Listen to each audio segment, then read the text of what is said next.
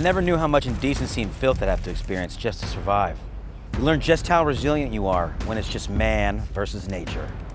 When the only thing between you and death is something as simple as a minor cut that can turn into a deadly infection, or a little sip of creek water that's been poisoned by the flesh of rotting vermin.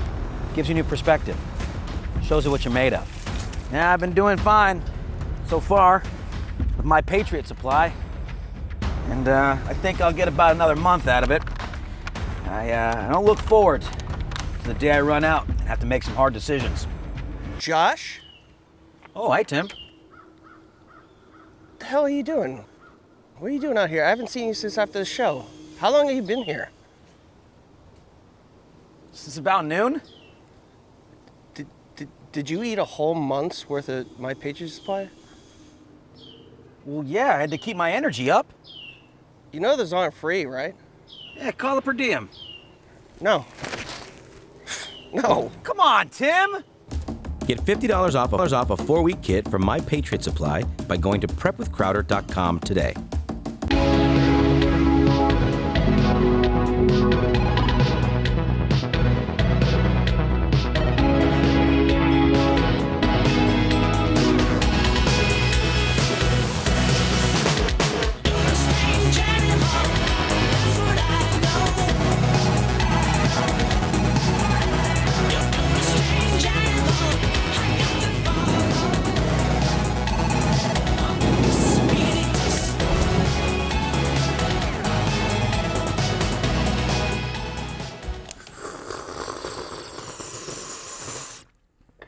Per diem is a cruel mistress. We all know that well. Glad to be with you. Oh, I was confused because there was a light going on. It's a reflection off of a pillow. Huh? In third chair. I'll explain it later. It's completely irrelevant. It doesn't matter. Possible. We have a lot to get to today. Let's bring up the rundown. And let me ask you about this. Where do you end up? Tucker Carlson said that anyone who believes there's a justification for dropping the A-bombs that we did in World War II in Japan is evil. That there's no way to defend that position or to argue it without being evil. I agree with Tucker on a lot. I think he's wrong. I think he's misguided on that one. Also, let's talk about Colombia here today. Colombia is CHAZ 2.0. They are now occupying an area of Colombia, and they hate Jews there. These are Hamas supporters, sympathizers. And I'm not going to say pro-Palestine. They're pro-Hamas.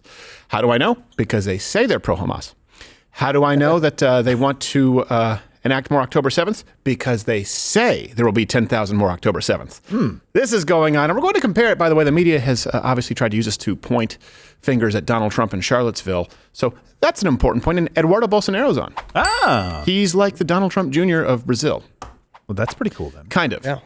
But he also is a representative in Brazil. Ah, yes. And there were huge votes. protests. South America, there's a big groundswell right now in South America against leftism, actual socialism. Hey, wherever they have lived through it in some capacity, they reject it. It's just a history of civil conflict and battles and wars and thongs in Brazil. So if at some point today they were at a church group, you see this on YouTube, head on over to Rumble. I was making sure my headphones are okay. They didn't have a good seal on my By the way, it's Columbia University. Columbia is also a hellhole, so I want to make sure that we distinguish between hellholes. I think I said at Columbia. You said Columbia. I didn't say in Columbia. I said at Columbia. I don't know. Which makes it pretty damn clear. Just saying. You trying to correct? It's your first day back official. You were back last week, but then you jettisoned basically away again. And your first thing is to call me on that. Hey, comment curious. below if you think Gerald C. sometimes does a better job, or they both have good qualities. So how about the preposition Nazi over here? Yeah, I know exactly. I know. Sometimes they both have good qualities. That's the opposite. That is the opposite. Number 2, Captain Morgan. How are you, sir? I was better a second ago. How's the little one? It's good. He's sick. He's not sleeping very well. They don't sleep very well in general. I don't know if you know this about newborns. Obviously, we do. Yeah. But then being sick, it's like, oh, you can't breathe as well. It's tough to deal with. The good news is you're stronger than him, and he can't chase you. That is, so you can solve the problem. It's very nice to be able to leave him in one place and know he will remain there no matter what. You have far more tools at your disposal to keep him in line. That's true. That's all I'm saying.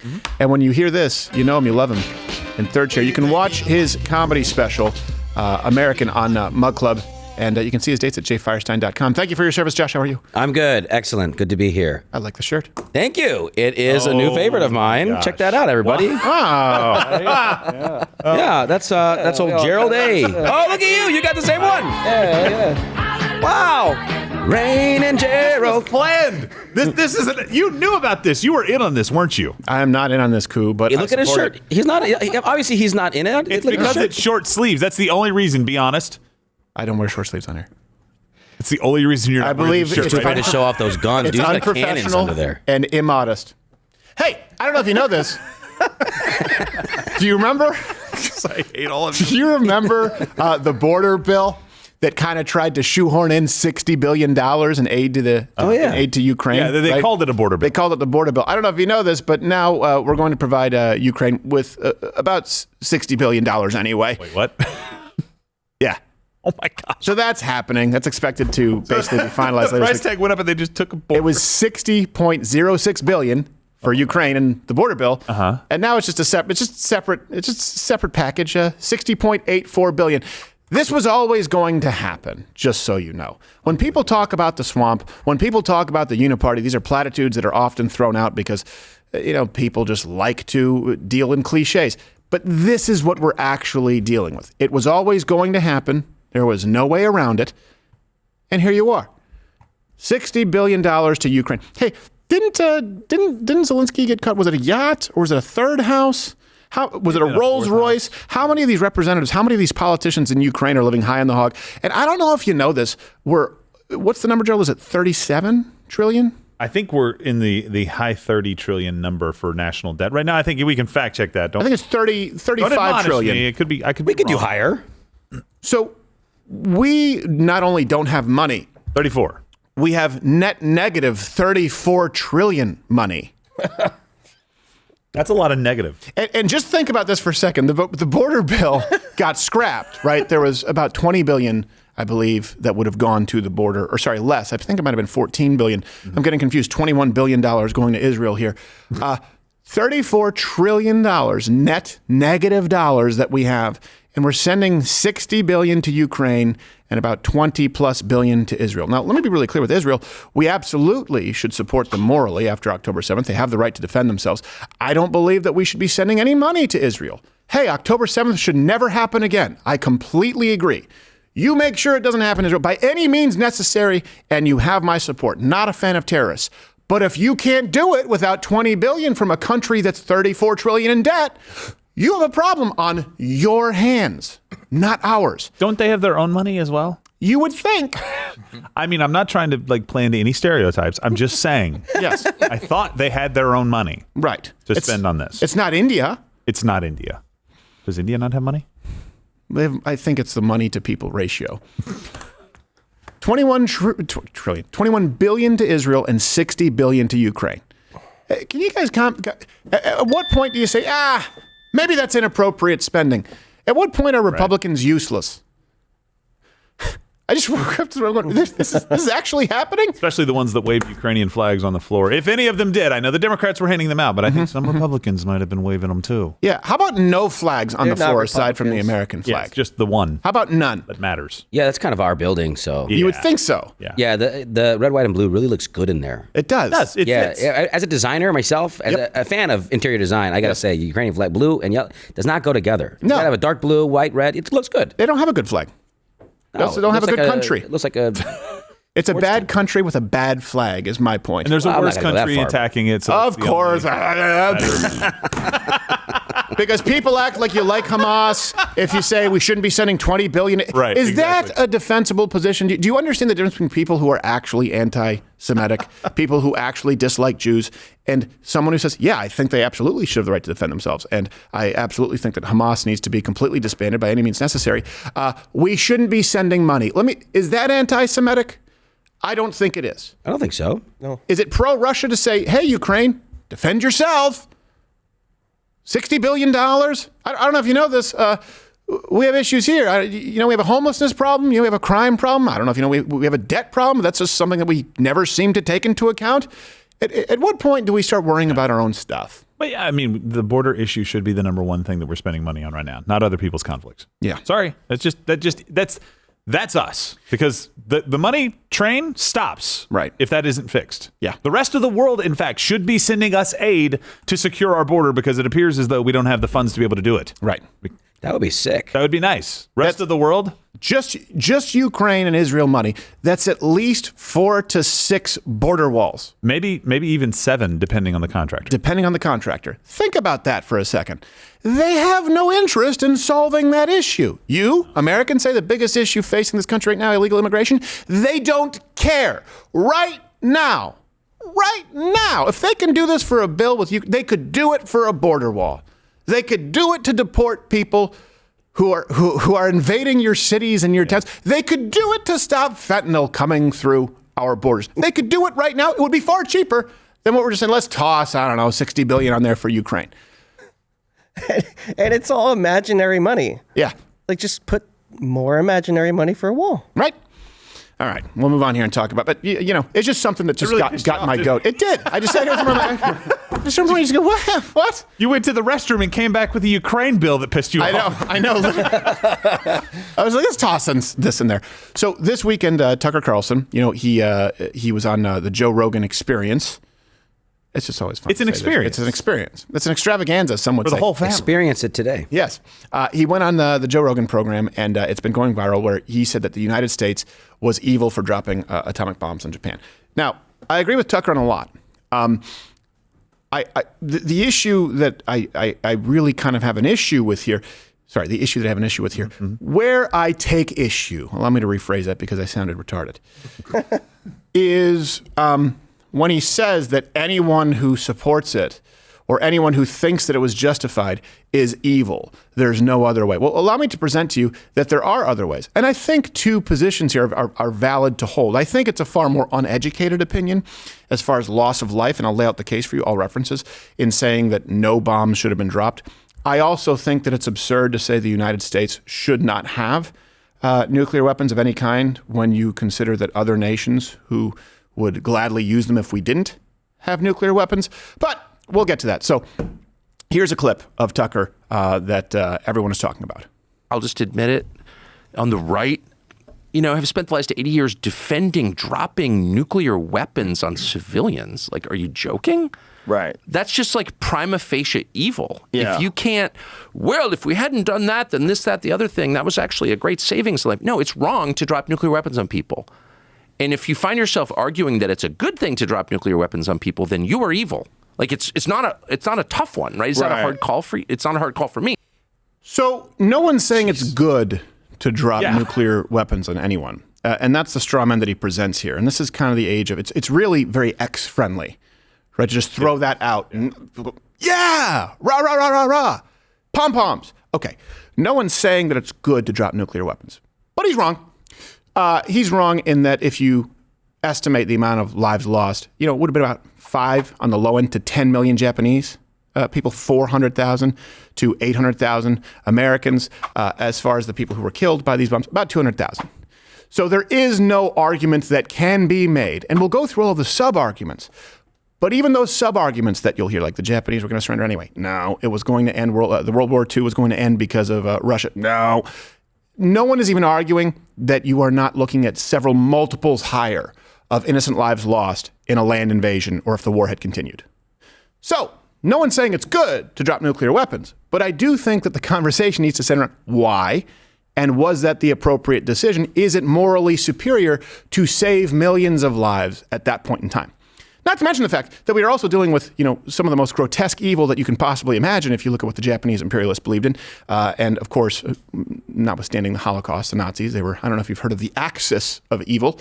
But look at how the Japanese and Chinese treated each other during that period of time. Yeah. So you'd have to accept this on its face by completely eliminating the history of Japan and what they believed, and completely eliminating the statistics regarding lives lost. If you do that, then yes, you can say anyone who believes that the nuclear bombs dropped was the right decision is evil. Then you can say that, but you have to acknowledge that first. Yeah, and what is the difference between an atomic bomb and bombing cities so many times that you kill that many people or more? Right. Is it just because you have a very effective bomb? What about the firebombing of Tokyo?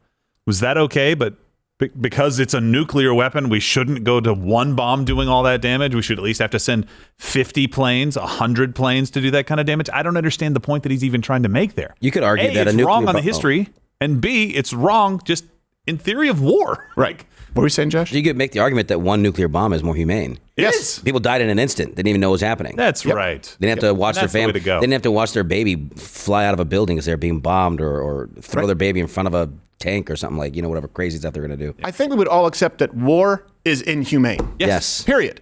War is inhumane. All of World War II was inhumane. But saving millions of lives, or at least eliminating the cost, I should say, the future cost of millions of lives through the war continuing as it existed, along with, if you look at what happened compared to, we could have used this with Pearl Harbor, the United States military dropped leaflets in Japanese cities before both Hiroshima and Nagasaki. We did it. We said, hey, just so you know, your leaders hate you and want to use you as human shields. Please get out of these cities. Could have used that in Pearl Harbor. A little bit. Killing your ships. What? They're like, no, we've got torpedoes. Yeah, they were That's just actually better. Yeah. We can drop them from the plane and kill you guys. Or fly our planes into you. That's true. Yep. Kamikazes, yeah. The issue here is, you see this on the populist right a little bit. They want to make it seem as though the United States in World War II was just a bunch of cowboys riding nukes into Japan for the fun of it.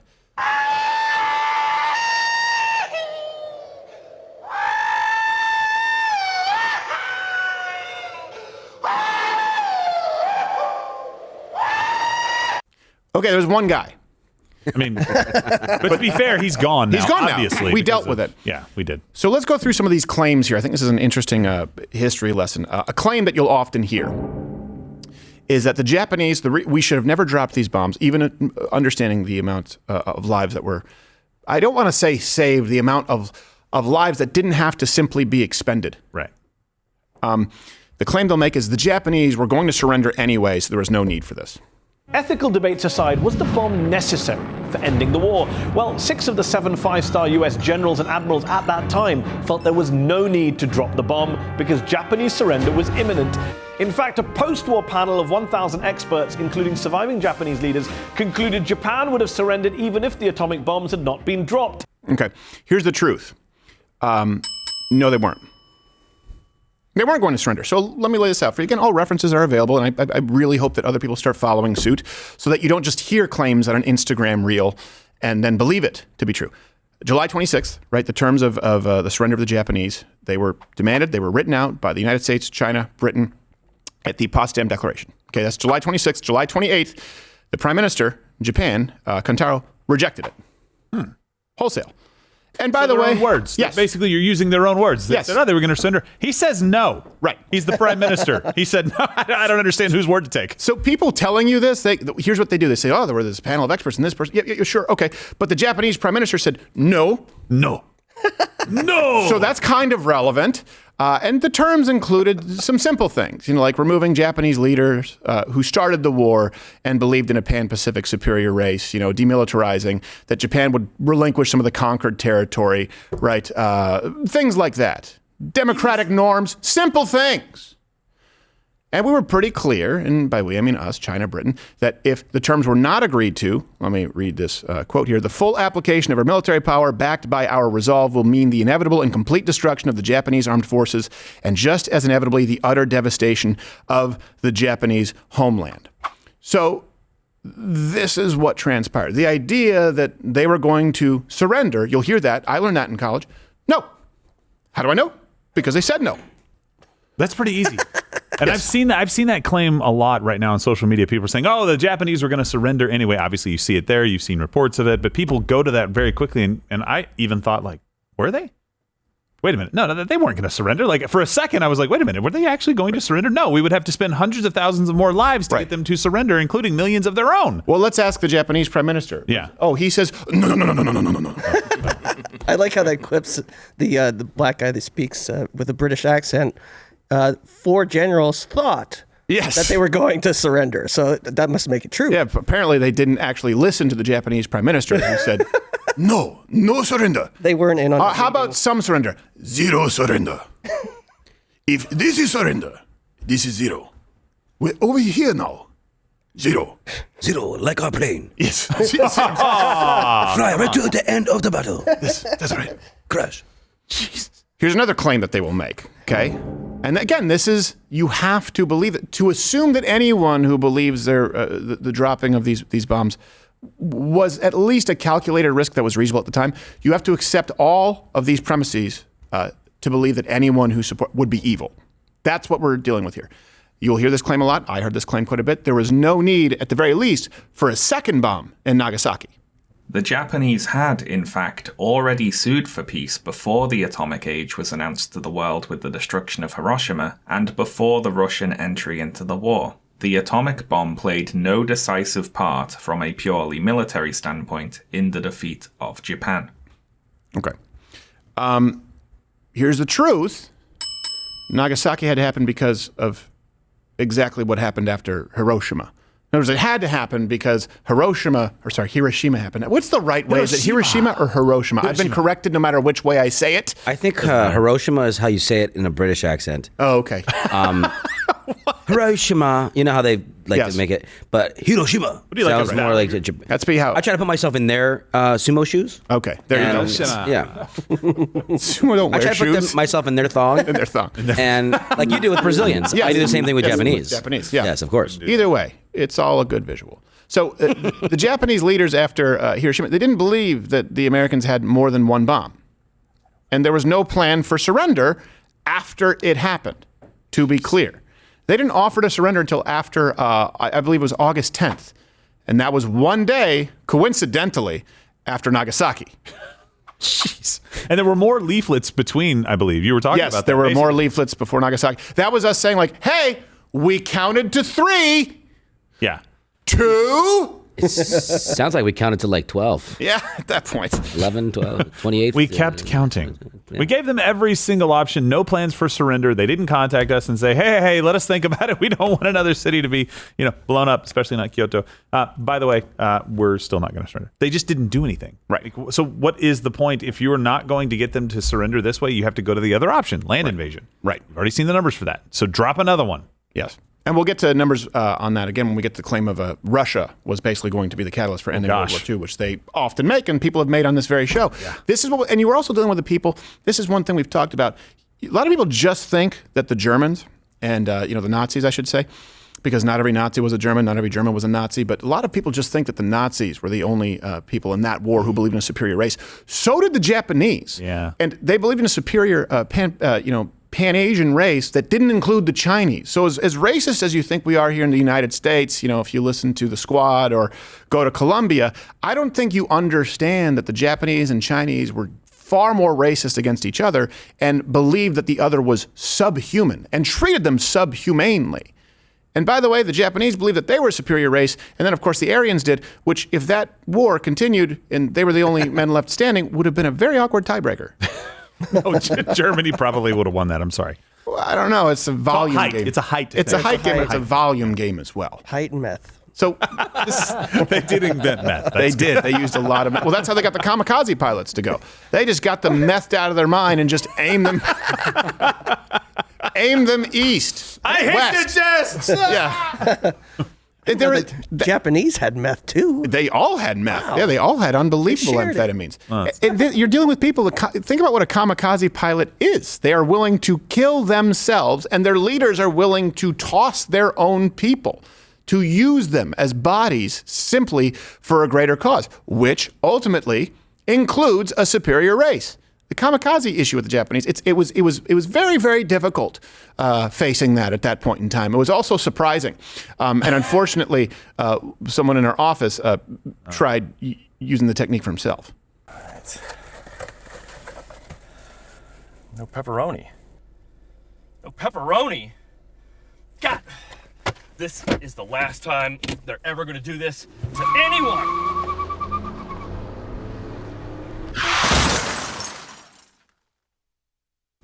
It just doesn't work in the modern world. But it is surprising. That's not surprising to see that at Little Caesars.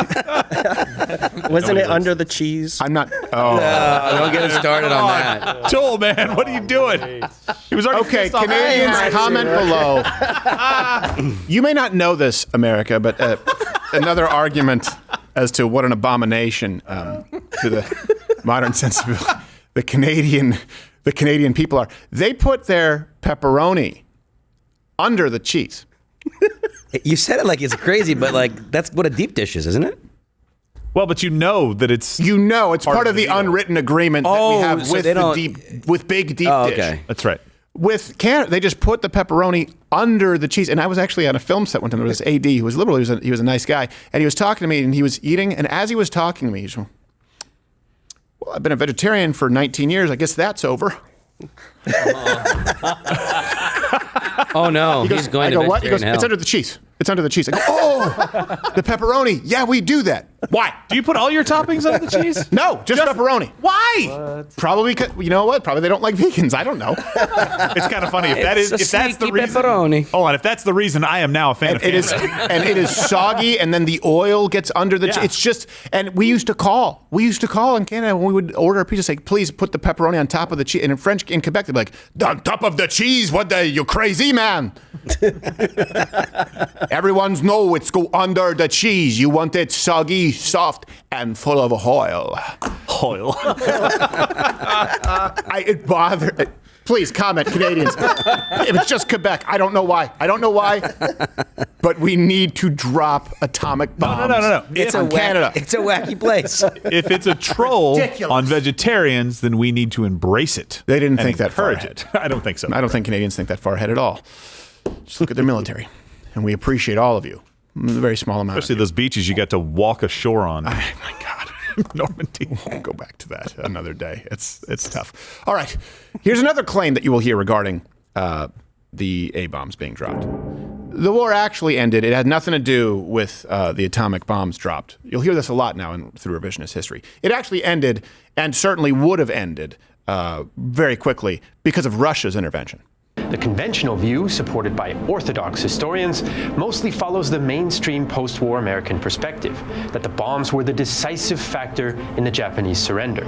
But other historians have argued a different view, that the intervention of the Soviet Union in the Pacific War on August 9th, 1945, the same day as the Nagasaki bombing, actually triggered the Japanese surrender and arguably made the bombs unnecessary. What? Okay, so the idea that Russia would have ended the war, it would have been the reason for the war ending, we didn't need to drop the bombs. Here's the truth. Maybe. And best case scenario, I would return you to our previous point. You still would have been looking at 5 to 10 million Japanese lives lost in a land invasion. Just to be clear, Japan was spared from really this Soviet invasion, if we're going to talk about that in the hypothetical. The Soviets were preparing to invade, occupy Hokkaido, Japan's second largest island. Stalin even asked Truman for permission, but was denied. So it's almost like that might be relevant in the bombs being dropped when making a military decision. 2 days before that invasion, Stalin then called it off, but it was very clear that that was what they wanted to do. 500,000 Japanese died at the hands of Soviets in Asia after World War II. After ended. Do you understand what they would have done? Japan kicked the crap out of Russia prior to this. They were killing people, the Chinese in Manchuria, left and right. In Korea, they hated them as well. Russia was coming back for payback. Yes. They were going to do in Japan what they had done through Eastern Europe. Yes. On their way to Germany. More Japanese died at the hands of Russians after World War II than were killed by the A-bombs. Think of that. Wow. 500,000 versus about 200,000. Two and a half times. Yeah, think about that. And also something else to keep in mind. Imagine what would have happened once the Soviets had occupied Japan. Look, we can see the Soviet influence anywhere else. When you talk about Korea, when you talk about, for example, you talk about Cuba, a weakened Soviet Union, when their communism had influence anywhere, tens of thousands or hundreds of thousands of people died. And that's not, of course, including the tens of millions who died at the hand of Stalin. Right. So not only were they planning on aggressively going into Japan and killing as many people as they could and righting wrongs and evening the score, but then you have to deal with the influence of communism and the ineptitude and the tens of millions of people who died as a result, whether you look at Stalin, whether you look at Mao. So either way, far more lives would have been lost. It's very important. Here's, by the way, George Kennan also wrote this of the Soviet Union in The Long Telegram, which is a famous, you've probably heard of it. It's not the app. where he said, unlike that of Hitlerite Germany, is neither schematic nor adventuristic. It does not work by fixed plans. It does not take unnecessary risks, impervious to logic of reason, and it is highly sensitive to logic of force. That's what he was writing about the Soviet Union. You can also see what Patton had to say about the Asiatics, not talking about the Japanese, he was talking about the Russians back then. Think about this for a second. To say that anyone who believes or maintains the position that these bombs being dropped is evil is to ignore the far, far greater death count. And that is irrefutable that you would have with a land invasion. It discounts the fact that the United States dropped leaflets right in these Japanese cities. It discounts the fact, or completely omits the fact that you had a prime minister who was not planning on surrendering. It completely omits the fact that you had a nation that believed in a superior race who were happy and willing to torture other Asians, by the way, who didn't get online with their imperialistic view, and attack the United States on its own soil at this point, and they were hell-bent on continuing and marching. You have to put yourself at that moment in time. And also, to be clear, if you read Truman's writings, this is not something he took lightly. Right.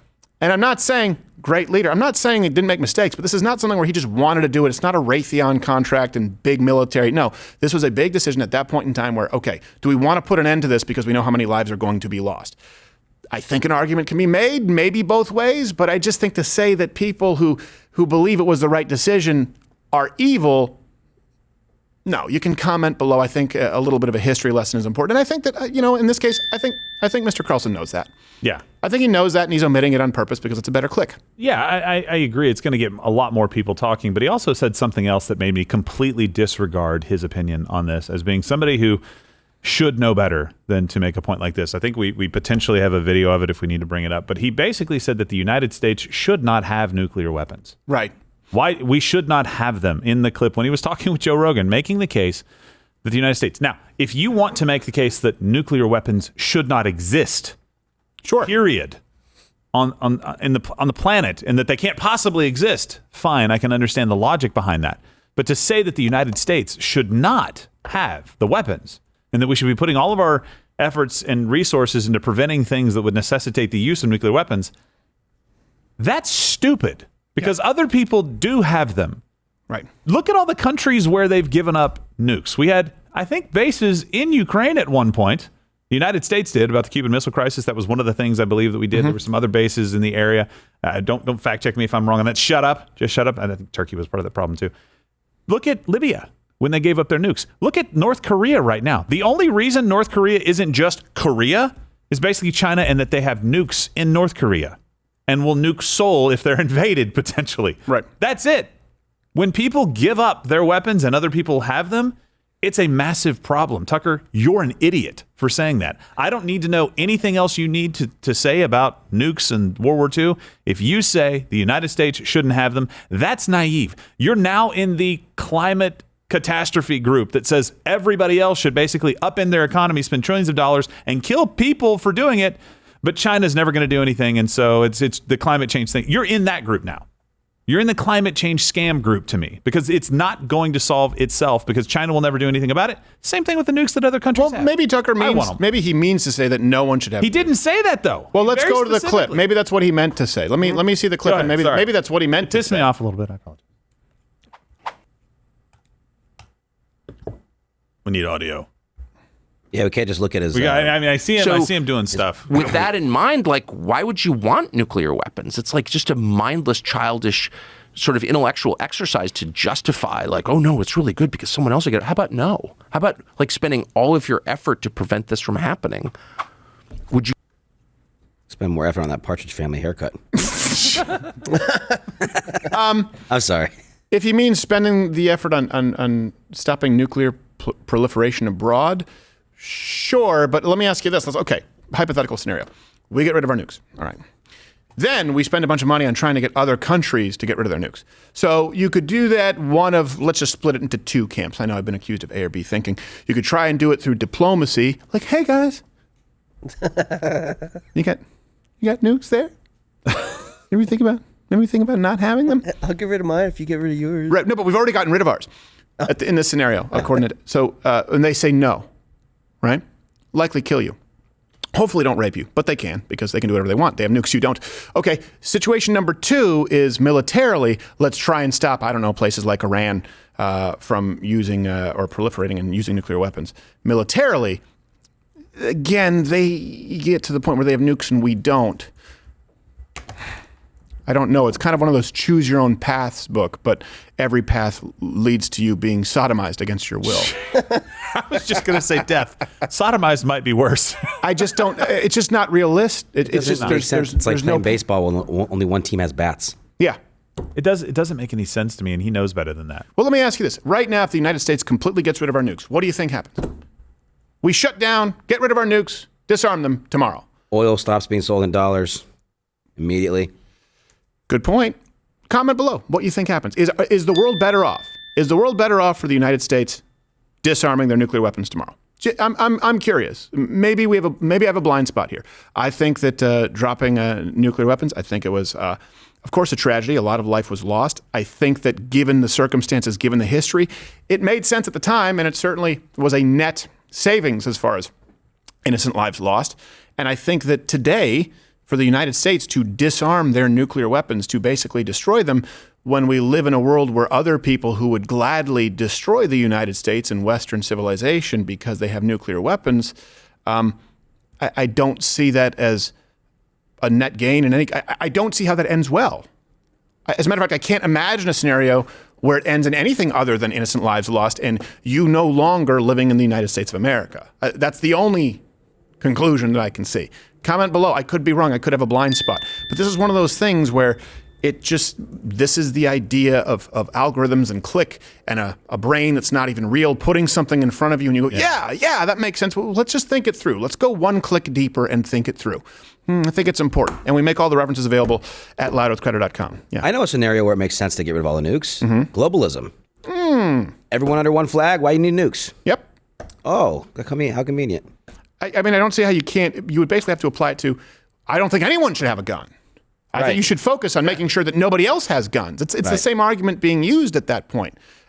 Well, okay, but again, if I don't have a gun and someone has a gun who has openly said they want to harm me, I really only have 2 ways to approach them and attempt to disarm them: through talking it out, in which case I likely get sodomized against my will, or through some kind of, well, in his case, armed conflict, and me unarmed conflict, in which case it likely ends with me being sodomized against my will. Who are you fighting that does sodomy as the punishment? Well, it's old sodomy Stephen. What a hole. It sounds like you know him. Yeah. It's like, if I lose the war, kill me and be done with it. No, sir. We're going to take our time. Oh, we got things to do. We clearly had a plan. You've earned this. They'll get there. Yeah. Sodomize first. I don't. It's one of those things where if I see people even echoing, I go, I just. Maybe I have a blind spot, and I'm more than happy to entertain it. And none of this happens, by the way, without you. Yeah. Mug Club, $89 annually, loudwithcreditor.com/Mug Club, or you can go mugless for $9 a month. And hey, you know what? We have people there at Mug Club who share Tucker's view. Isn't that wonderful? And we're still friends. We are. And we all get to work together because, well, we work well together, but we don't play well with others. So it's fun, and neither do you. We appreciate the support. And, of course, we have the investigative unit right now working on some pretty interesting, chasing down some pretty interesting leads. Okay. Speaking of interesting, I don't know if you know this, but Columbia University, not the country, is... It's directed at me, I can tell. It's basically a terrorist sleeper cell at this point.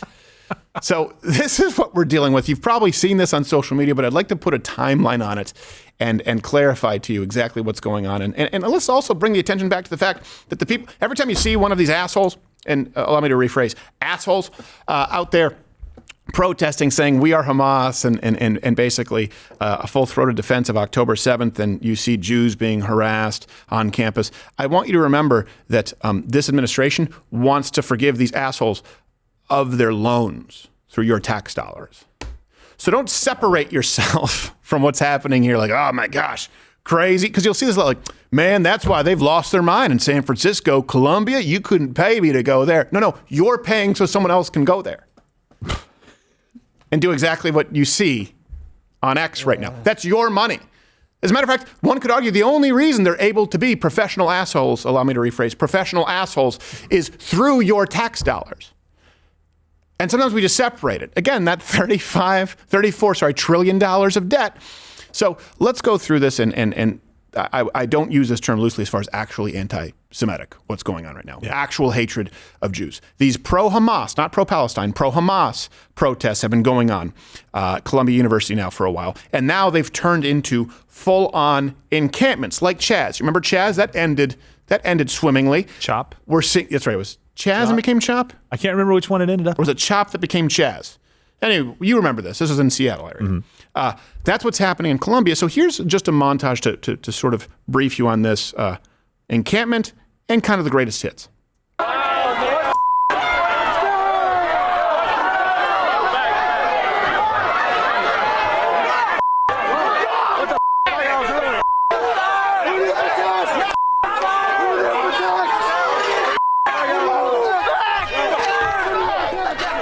Hundreds of students remain camped out with sleeping bags and umbrellas. The Gaza Solidarity encampment was cleared out on Thursday.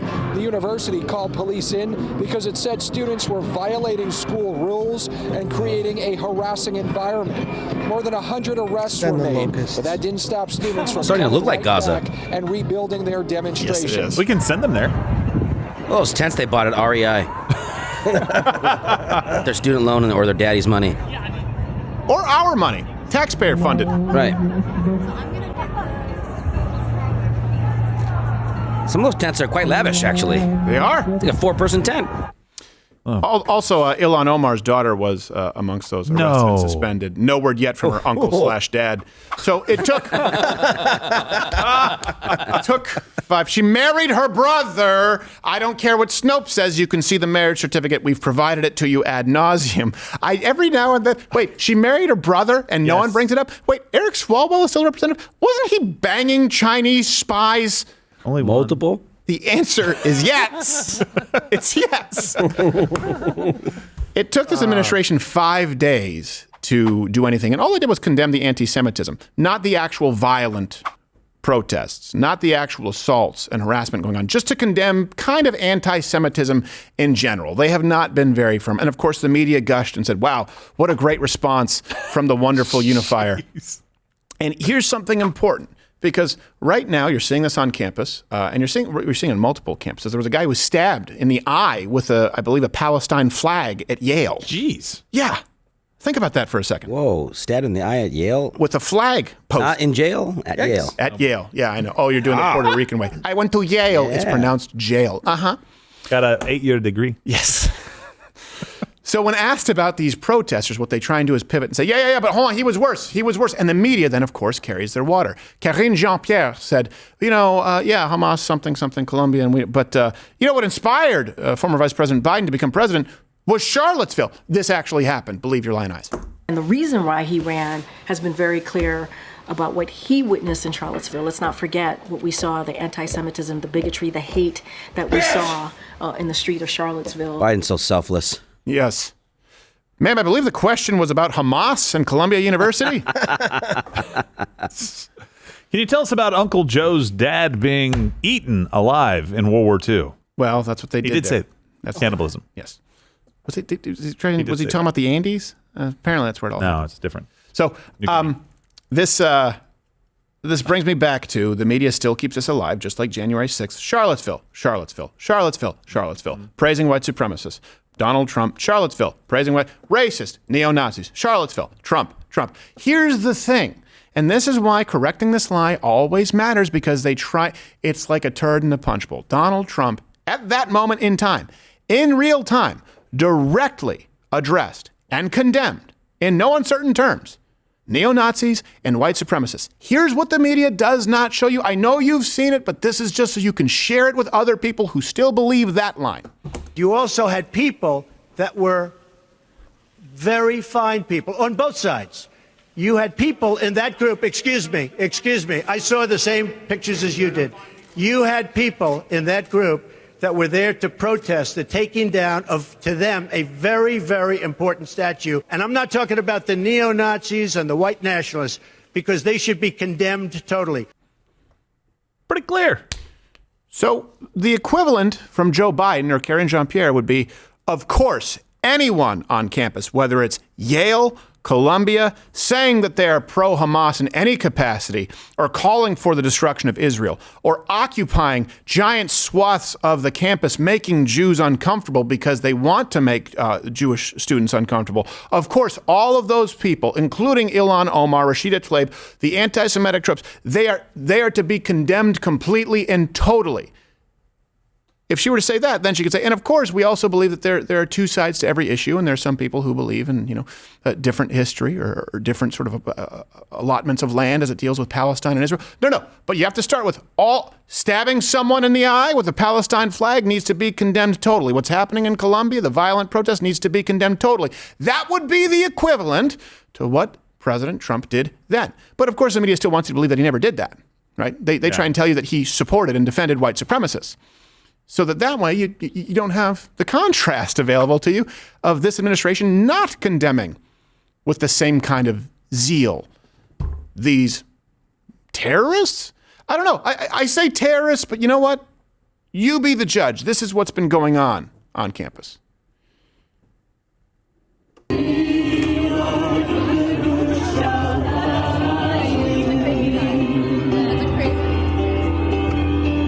Remember the 7th of October. Never forget the 7th of October. That will happen. Never forget the 7th of October. Not one more time. Not 5 more times. Not 10 more times.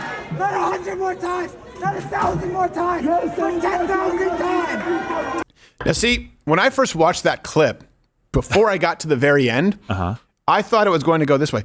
October 7th. Remember October 7th. I'm thinking he's going to say, never forget.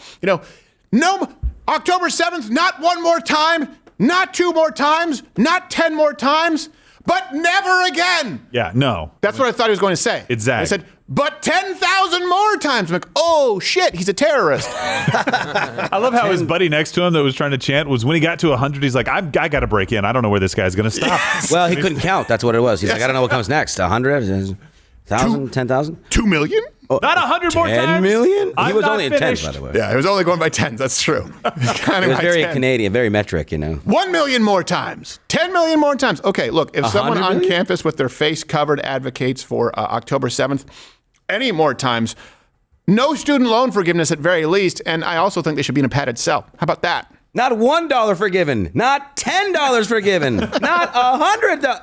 You get it. Yes. Nothing. No gender studies degrees forgiven. No.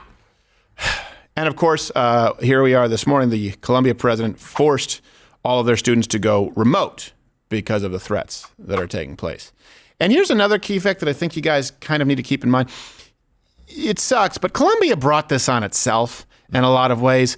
Columbia, they went completely full DEI after George Floyd. To give you an idea, we can bring up this reference here. They started upping the recruitment of underrepresented groups, and they have the lowest, as a result, percentage of white students of all Ivy League schools. Wow. They have the highest percent of international students of all Ivy League schools.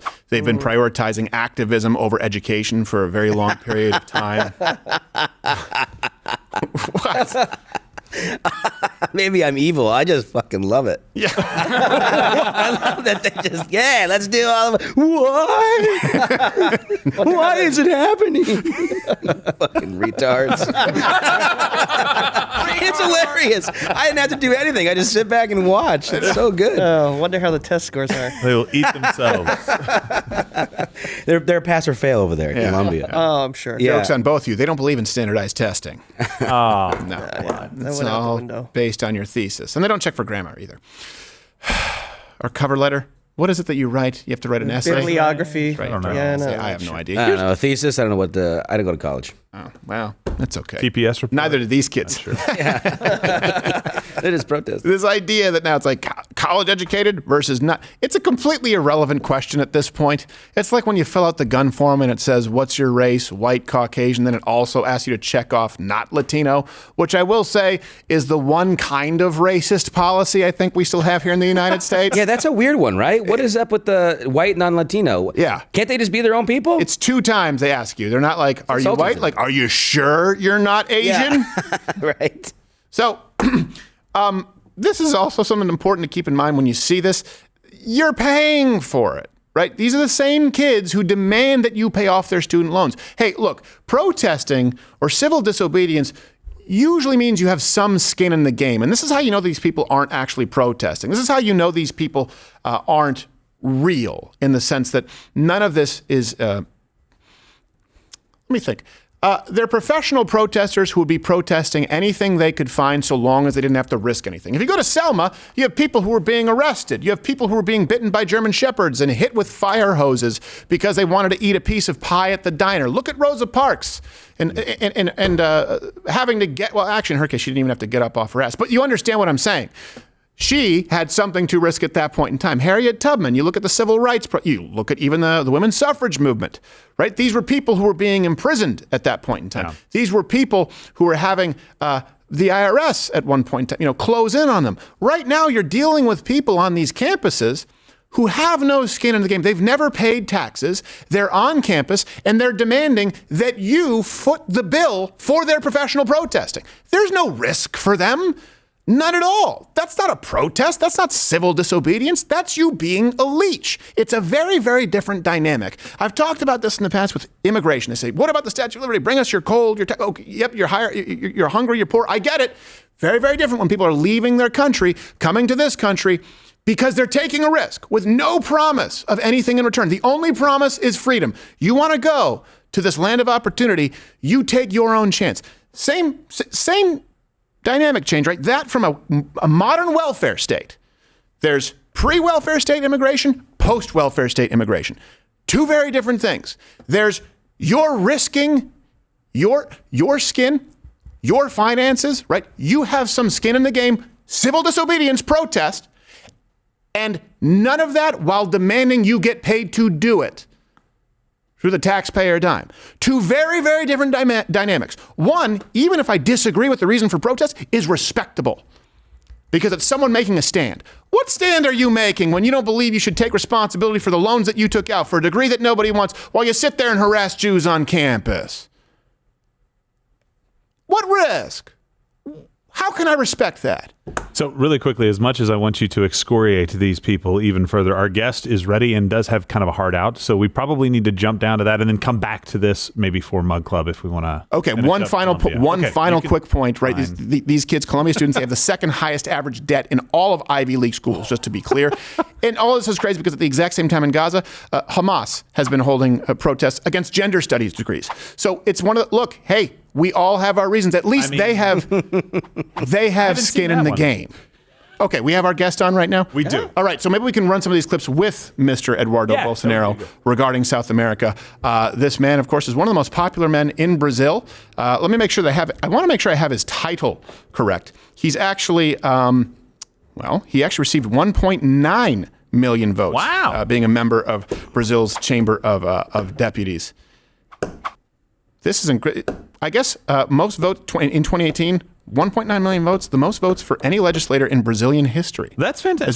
Some would say popular. Yep. And now we have Eduardo Bolsonaro on this program. Apparently a lot of people in Brazil. There's an uprising there right now. You're seeing this across South America. And I'd love to ask him more about, why did I say love to ask him? Well, you will. I'm about to ask him. Let's bring on Eduardo Bolsonaro.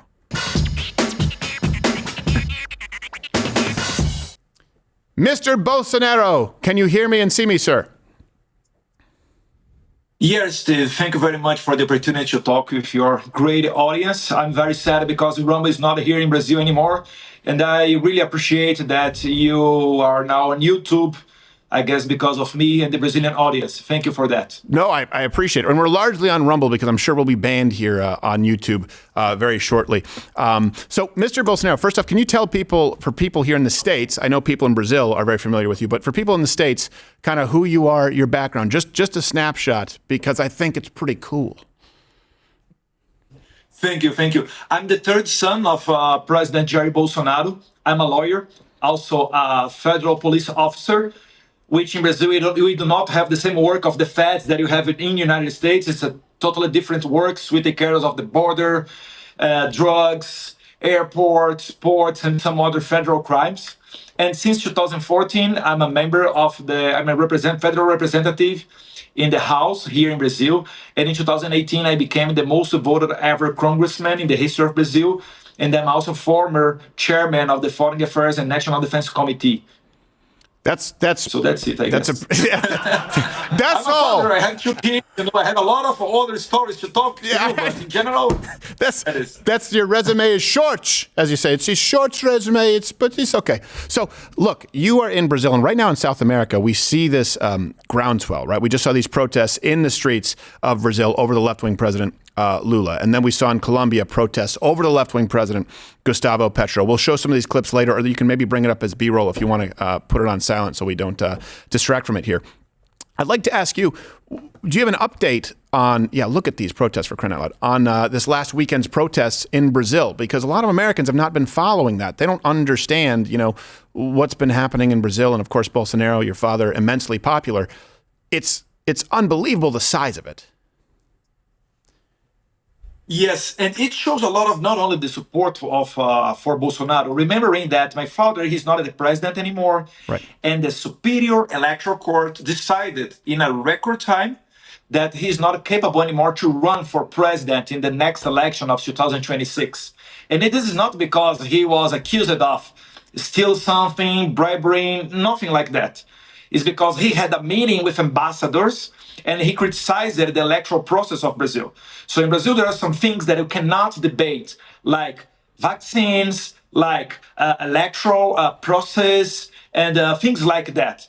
Because actually, the people who is controlling Brazil, and I had to tell you the justice from the Supreme Court, Alexandre de Moraes, who is also the president of the Superior Electoral Court in Brazil, he decides about what you can talk and about what you cannot talk in social media. So this is the problem. They are very aggressive trying to control the society, trying to control the debate.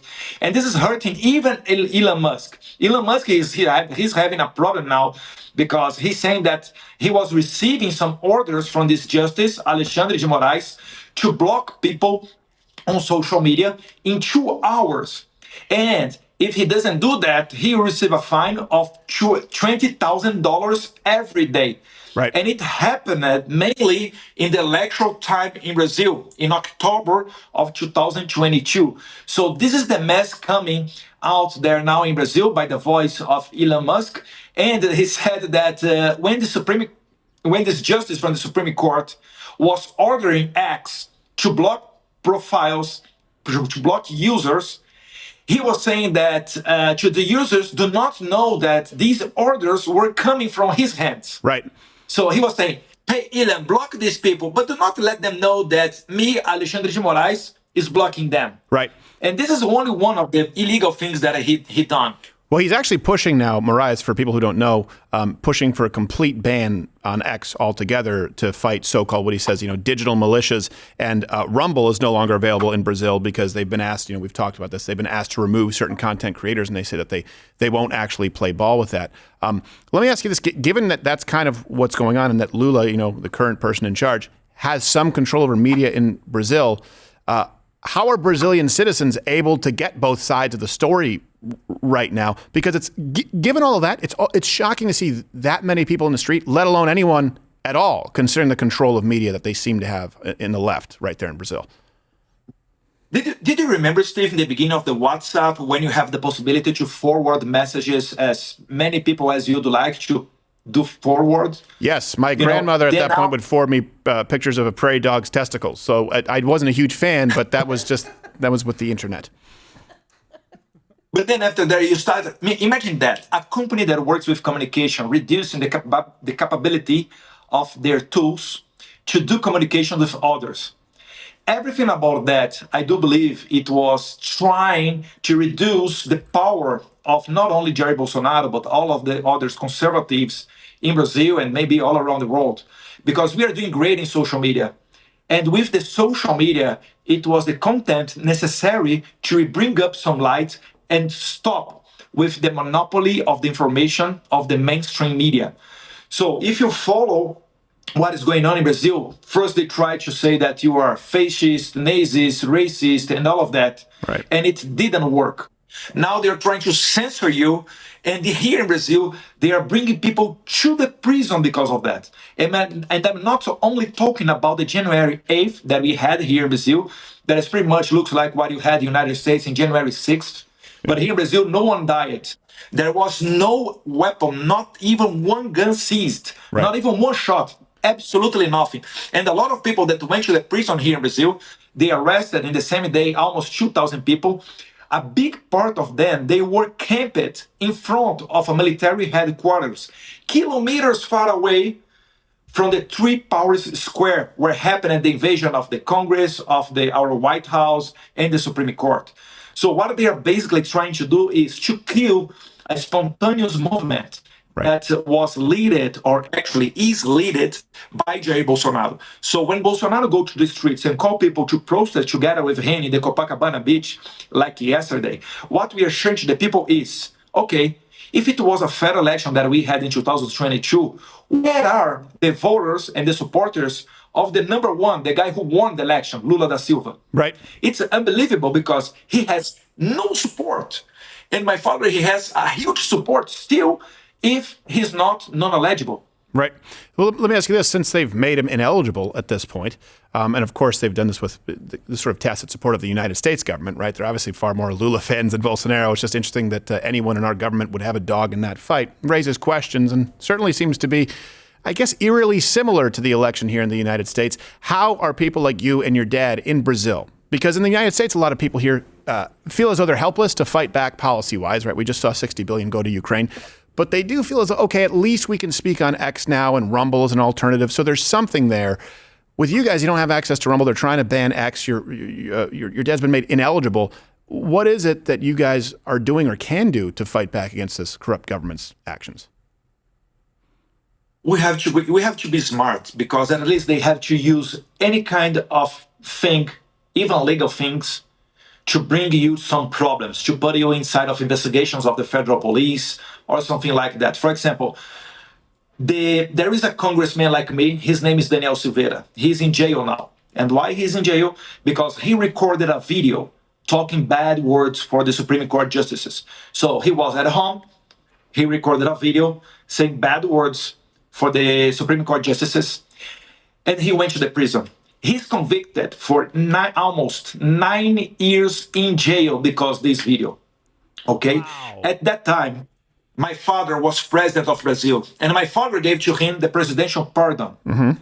But when my father stepped out from the presidency, what the Supreme Court did, they overturned the presidential pardon and bring back again Daniel Silveira to prison. So nowadays, he is in prison. Okay?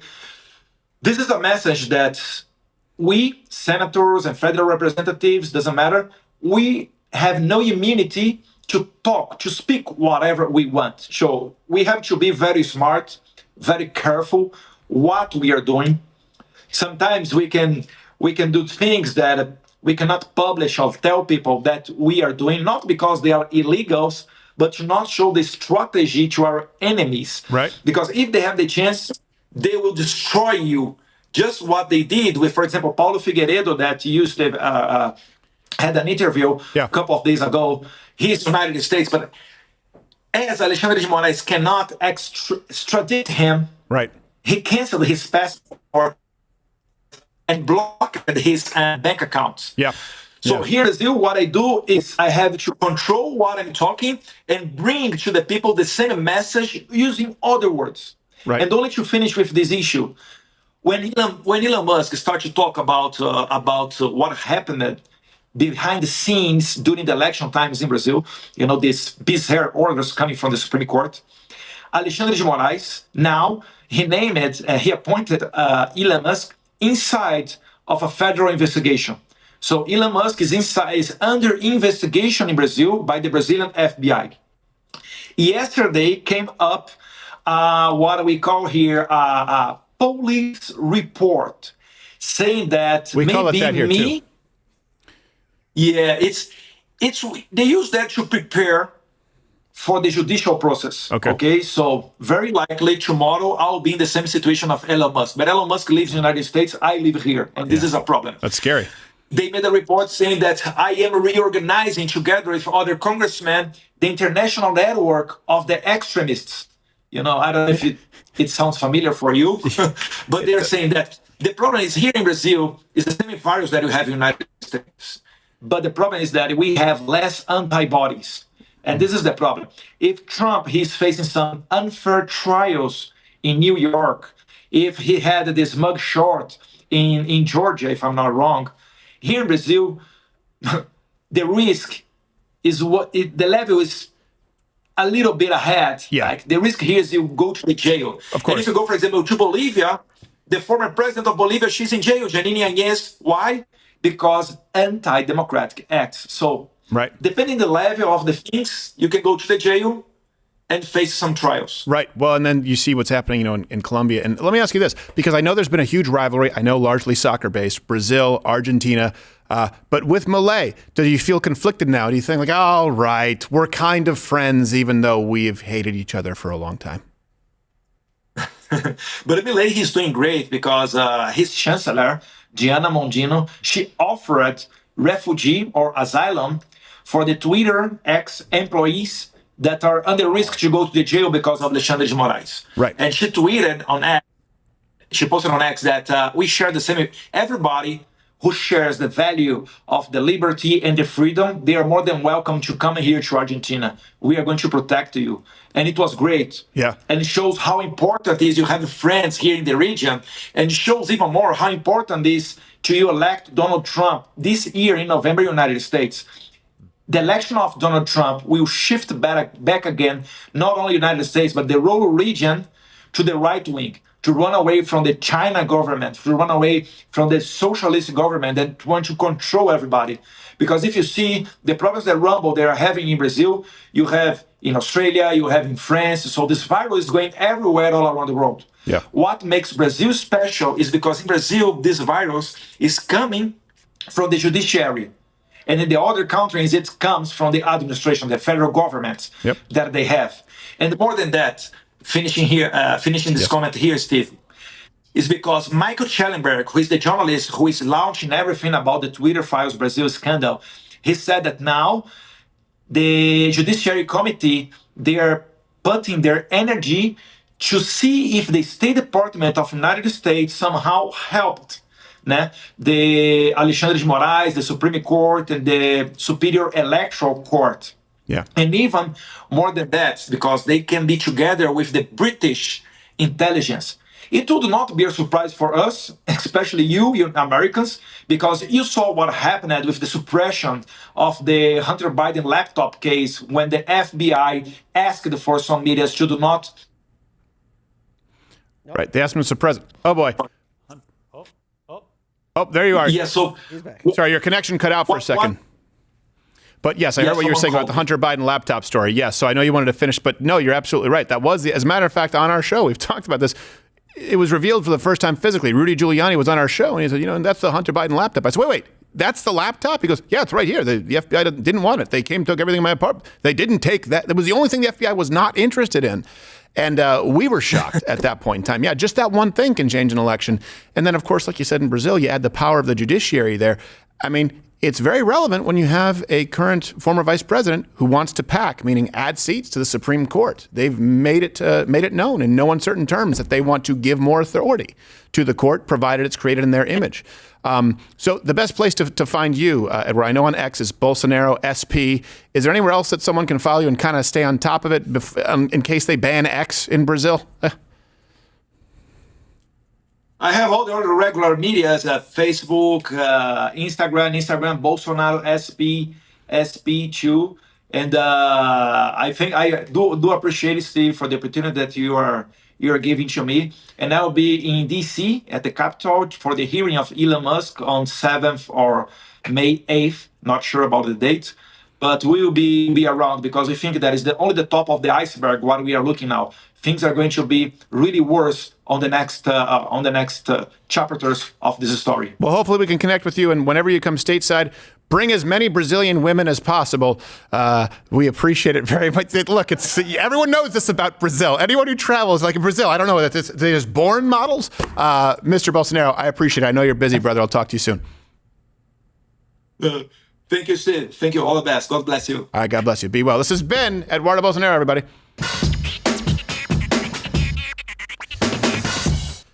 Boy, I know what. Really quickly before we move on. So I didn't understand what he was saying. He was saying he knew about our Steven Crowder Brazil channel that we launched, our YouTube channel that we launched in Portuguese. Yeah. So that we could reach that audience down there. And I basically tried to do it on Rumble, but they kicked Rumble out. I guess YouTube's just playing ball down there too. Doesn't matter. They have no interest in free public. They just want to make sure they've got people watching their channel. They'll silent speech. So I wondered if he had any run-ins there with them.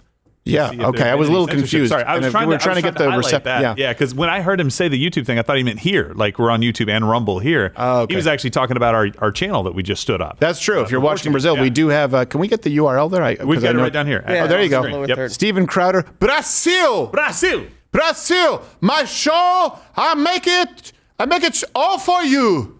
Isn't that where Blanca's from? Yeah, but we don't like that guy. Okay. Porra! One of my favorite things about that, their English accent is the way they pronounce the ED at the end of everything. Like, marked, I marketed myself a safe. That's right. I like that. The Brazilian women are markedly switch. They're very switch. Sometimes spicy. Switch and spicy. Like you, a little bit country, also a little bit rock and roll. I thought you were going to say Western. I thought you were going to say rugged. Don't listen to that guy. Porra. Why am I too old to be wearing glasses like that?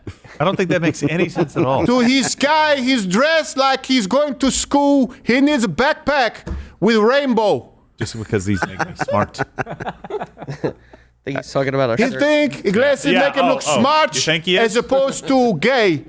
You think, Toolman? Is that your guess? How about Argentina though? Bringing in I know that's those awesome. Twitter employees. You know what? That's a way to bridge that divide there. Argentina and Brazil, like usually if we think about like riots there, I mean soccer riots, they kill each other. Well, they do. Yeah. It's murder. Did you hear like in a soccer match in Brazil, one of the refs' heads was cut off and put on a pike in the middle of the field? Now, this wasn't like a professional league. This was that's a yellow flag for sure. At least yellow card. Is that a yellow card? That's a red card, maybe. I don't know. First head, you decapitate. Warning, 2 time. We're gonna kick you out for 2 games. I think one of the refs one time actually shot one of the other players. Like the ref was packing the field. It's happened. It's a real deal. It's happened sometime. And the guy was still flopping. He was still yes, he did. Faking it. I just nicked you. Come on. That was only a 22. Well, we have so much. Well, I guess we're going to continue the Columbia segment here. Let's continue here on let's continue it on Mug Club really quick. And of course, you can go support him at Bolsonaro SP. Brazil is just a very interesting case study right now, and to see how it mirrors the United States, it is eerie. And of course, I forgot also, by the way, before we go to, it is cool too that they know our situation very well, and it's not just us; it's global. This is heavy. Yeah, it's a lot. It was a lot. I was heavier after eating it. You go to prepwithcrowder.com. You get $50 off, actually, a 4-week emergency food kit. We have them here in the office. I've always said this. Look, you don't need to believe in some kind of crazy shit hits the fan scenario. You just need to understand. You ever been through an ice storm? Ever been through an earthquake in California? Have enough food for an emergency for a month or two, some water, a way to heat it, and don't be left unprepared. Prepwithcrowder.com. It's heavy, and I can't. And don't eat it in an afternoon. No, don't eat it in an afternoon. Right now, 3 hours. Or you can if you want. You can click that button. It's where the click that button on Rumble. You can keep watching on Mug Club. We have a lot to say about Colombia and terrorists and Ilhan Omar banging her brother. And if we're watching on YouTube, are we still on YouTube? Yeah. Maybe not after him. Piss off.